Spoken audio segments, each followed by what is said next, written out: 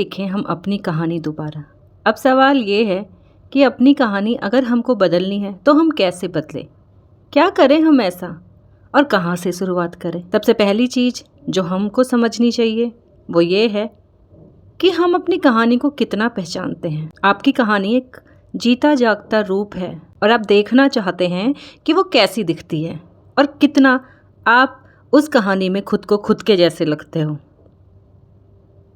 लेकिन इन सब को जानने के लिए सबसे ज़रूरी ये है कि हमें खुद को जानना है और स्वीकार करना है उन फैसलों को जो हमने खुद के लिए लिए थे, जो हमने दूसरों के लिए लिए थे, और अब उनका प्रभाव सीधे सीधे हम पर पड़ रहा है। उनमें कई फैसले ऐसे थे जो हमने गलत लिए, हमारे खुद के फैसले ही हमारे गलत हो गए।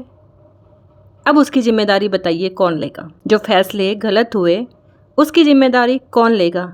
या फिर जीवन में जो फैसले आप पर थोपे गए, क्या हमें उन्हें ऐसे ही जाने देना होगा या आगे बढ़ना होगा ऐसे ही? जैसे कि कुछ सवाल, आप पहले गांव में रहते थे तो आप शहर में क्यों आए?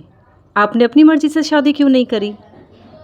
आप अगर आगे पढ़ना चाहते थे तो आपने पढ़ाई बीच में ही क्यों छोड़ दी? कर दिए। अगर आप एक्टर बनना चाहते थे तो फिर आपने इतनी पढ़ाई करी क्यों? यहाँ पे आप क्यों टीचर बनने के लिए या किसी और प्रोफेशन में जाने के लिए मेहनत कर रहे हो? सवाल कठिन है।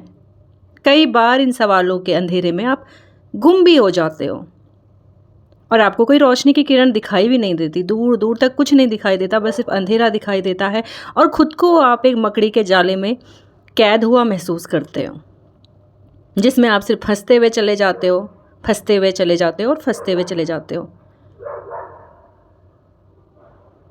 लेकिन मैं आपसे ये कहना चाहती हूँ कि आपको ना इस सब में स्वयं के लिए, खुद के लिए सोचने की ज़रूरत है। खुद को सज़ा मत दीजिए, उन फैसलों के बारे में मत सोचिए जिनकी वजह से आपके जीवन की कहानी आपको अधूरी लगती है।